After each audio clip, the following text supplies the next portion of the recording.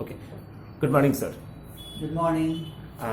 So today we are going to start your interview. So let our audience know about yourself, who you are. Yeah. So I am Dilip Kumar Noni. I'm a registered migration agent for Australia and New Zealand, and my company name is Future in Australia.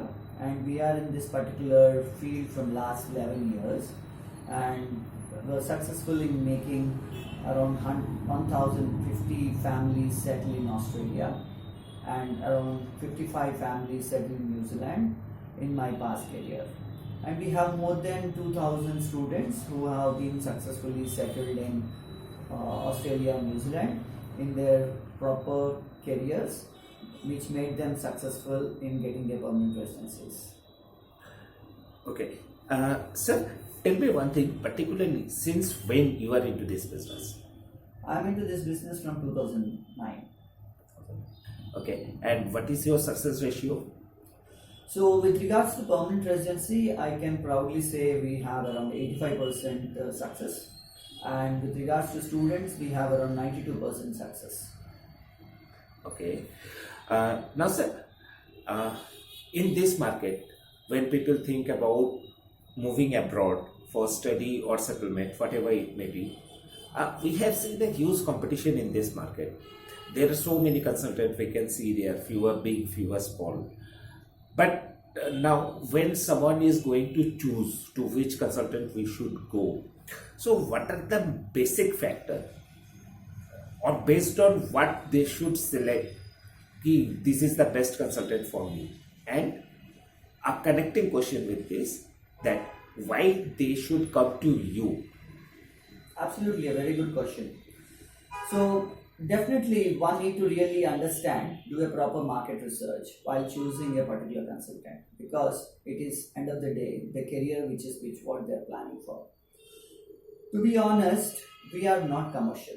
We don't take huge number of applications, so we have more time for your applications to work out. As a migration agent, I am trained in Australia and New Zealand, and I'm being monitored by those organizations, and I'm being up with the knowledge and information which are keeping on changing on every day.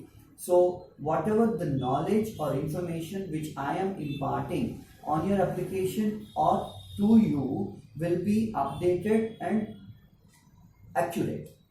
And we are also in the industry for last 11 years, and we have so many clients who are already settled in Australia and New Zealand, which will actually help you to settle faster. And we have that networking happening up from last 11 years. And to be honest, my best ambassadors are my clients who are already settled there.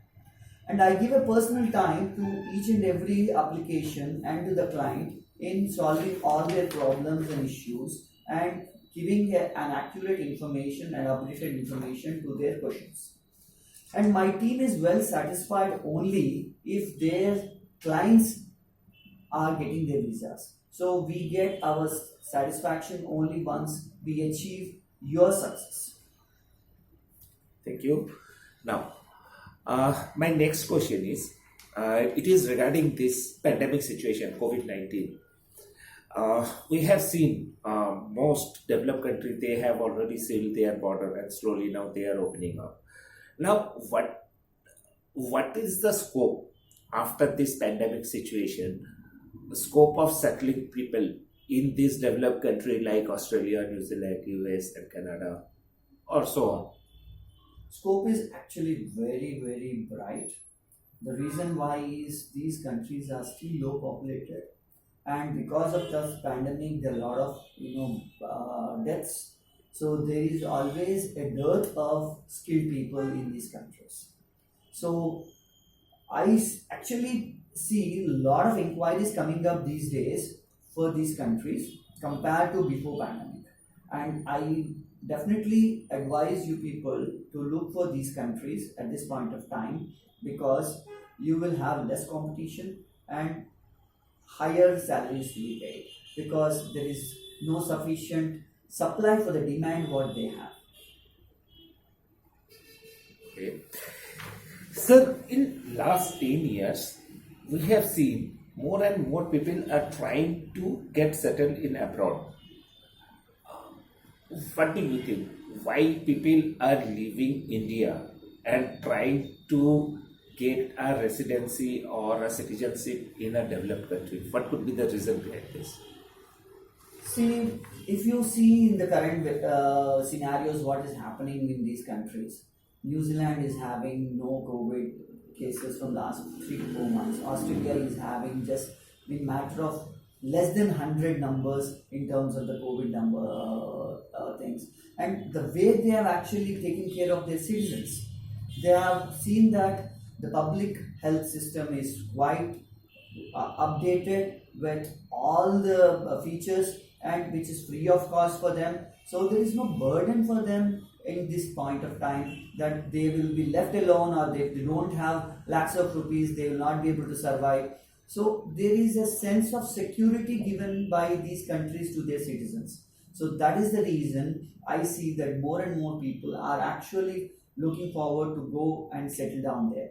And if even you see my own clients who are there for many years, they are very happy now, and they have tried to get all their families, all their brothers and sisters and friends come to those countries and settle down because they have tasted the sweet of the countries, acceptance, and how well the countries are really taking care of their citizens. Okay. Now, what are the basic criteria if someone wants to settle in abroad? What are the basic criteria they need to concentrate on that? Okay. See, first of all, you should understand that if you don't have a skill, these countries don't really accept. And don't think that you have just completed your master's or a bachelor's, you will be able to migrate. That is a very wrong notion, and many of the unregistered consultants are marketing this. You need to have at least 2 to 3 years of experience minimum in your field, which is a need in that country. So primarily you need to do a proper market research where and which country has a demand of your skill and how much of supply is there. So without doing a proper market research, if you are planning for any country because your friend or your relative or your previous senior in your college or somebody has planned for that country, it is a wrong thing. It may be the demand which is there in couple of years back is not the same for the same skill.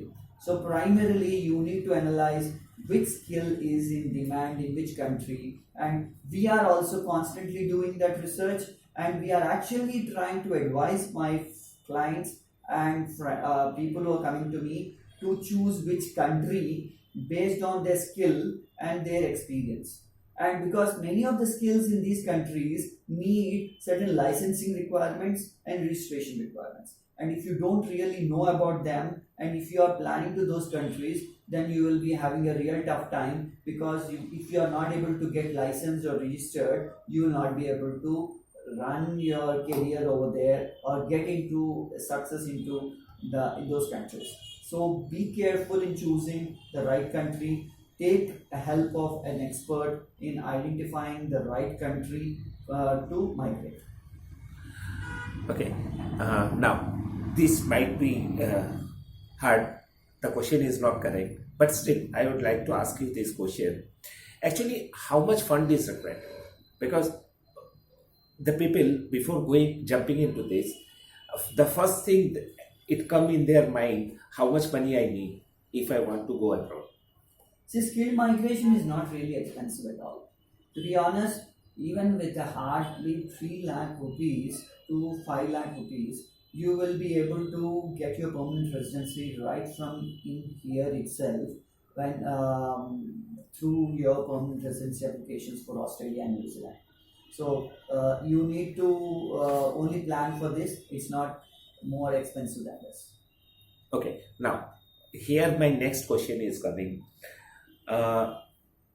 Still, last 3-4 years back, 3-4 years back, we have seen people are more interested to go for US. But now we are observing the trend is changing. people are choosing Australia, New Zealand, Canada, country like these over US? What is the reason behind that? It is very open and very seen to everyone. See how US actually taking care of their citizens is also a matter of fact, and how exactly it is also accepting international workers in that country is also a matter of fact. Every people in that country these days in US these days are finding it difficult to get a green card, or the citizens are also not properly addressed during this pandemic situation, which is a very open thing. And if you see the countries in Australia and New Zealand, citizens are being paid for last 6 months if they don't have a job, and they have closed their borders, and their prime minister openly said, "We have money for our citizens. Don't worry, sit at home, don't go around. We will pay you till the pandemic comes down." These are the countries are taking care of the citizens so well.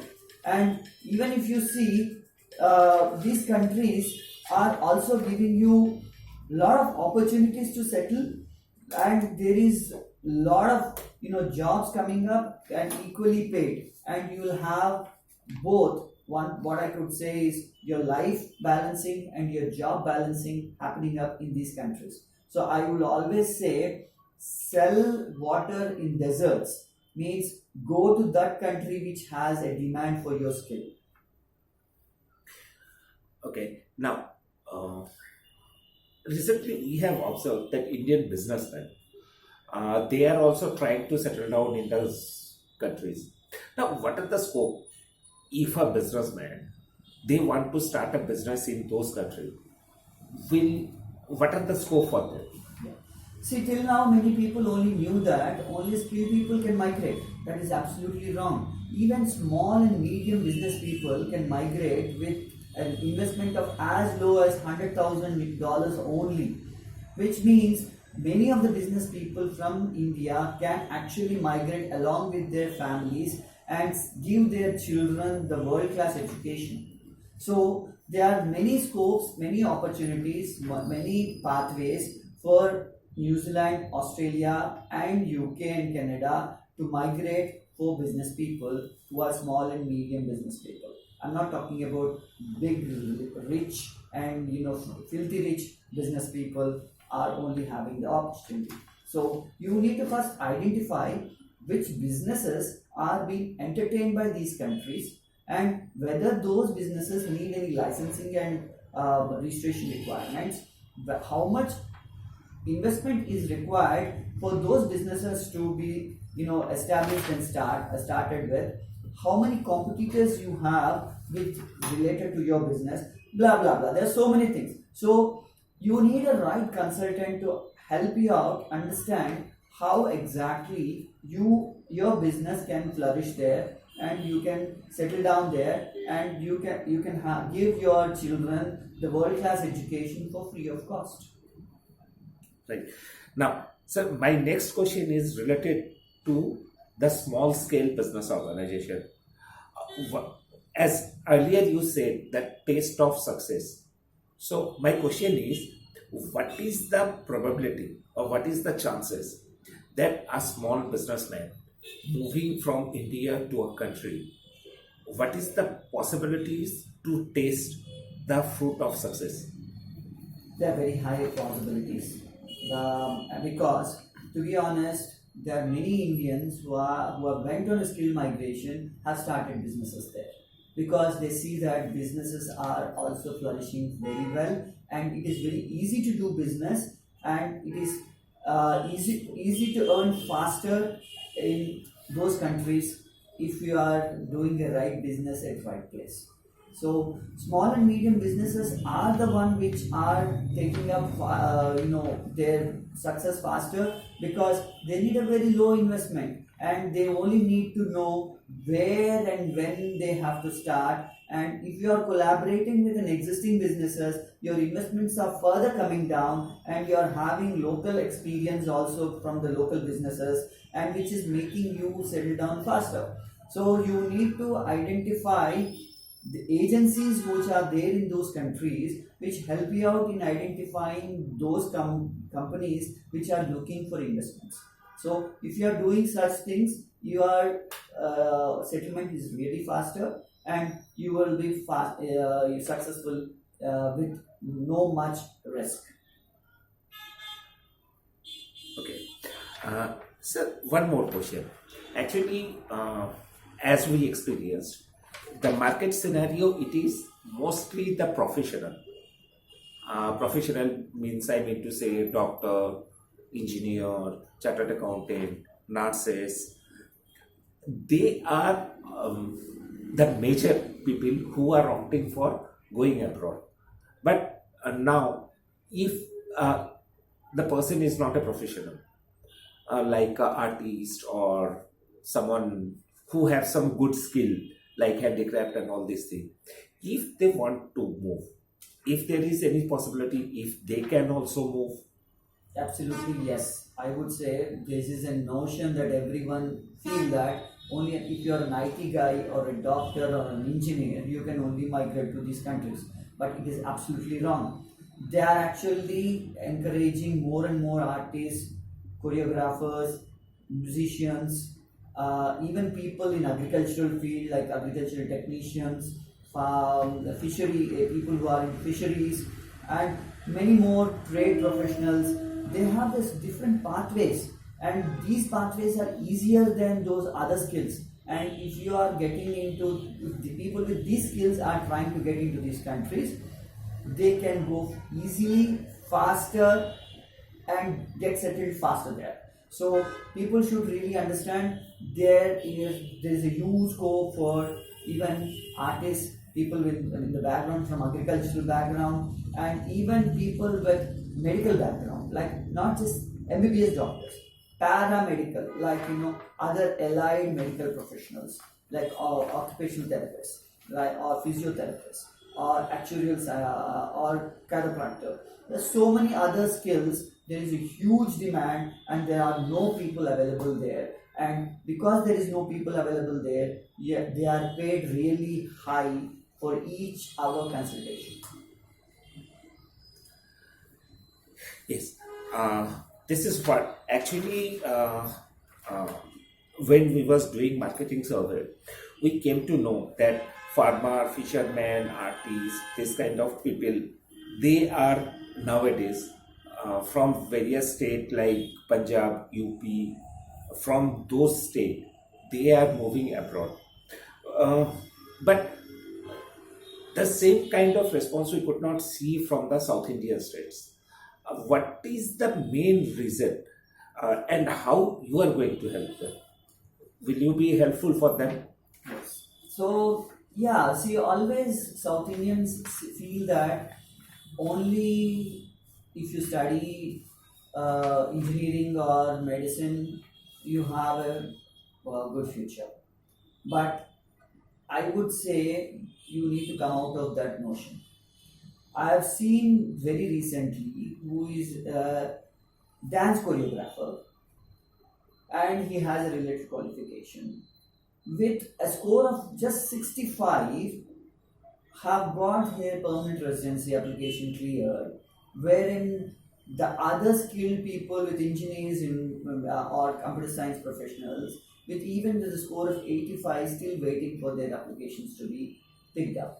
So I see that there is a huge scope for these arts related people, agricultural related people to actually look for these countries for migration, because you have a lot of opportunities there. There's a lot of scarcity for people like you who have experience in that. So you will be able to settle faster and also get your permanent residency faster than those other skills. Okay. So my next question is: suppose if someone interested to know about this thing, uh, will they come to you for a consultation or something like that, and whether it is chargeable? See, for a certain time, we are also giving free consultations. But if you really need my services, my knowledge, we charge a small charge of 1,000 to 1,500 rupees for giving you a authenticated, research oriented, uh, advice on your options and prospects. Right, sir. Now, let's come to your closing statement. What is your closing statement? See, I would say, as you need a doctor to take care of your health, you also need as expert specialist to take care of your career in overseas. Will you try to take your services from an RMB doctor to help you to get your coronavirus or whatever issue resolved? You will definitely not. You will definitely look for the best consultant doctor to cure you when you are addressing this particular issue. Then why you are choosing a person who is not a registered person or not a licensed person or not fully equipped with the knowledge, who have just completed their engineering and started advising people for you to go to these countries? Why are you giving your career, your future career, which is going to be the next 50 years or 30 years or 40 years, into the hands of a person who has no knowledge? See, when you are going for a developed country, you start thinking from now itself how the people in those developed countries are thinking, why they are having a licensing profession for migration, for counseling, why they only go to those people for these advices, because they know the importance of their career and they cannot keep their careers in an unregistered person who has just came out of the college or having some small experience from last 1-2 years and don't have a real knowledge of those countries. They have never been there. How will they advise you? They have never seen those countries. How do you expect them to give you a suggestion? So if you want a real good advice, or if you want to have your career safeguarded for the next future, use a licensed advisor. Thank you very much. Thank you, sir. Thank you for sharing your precious time.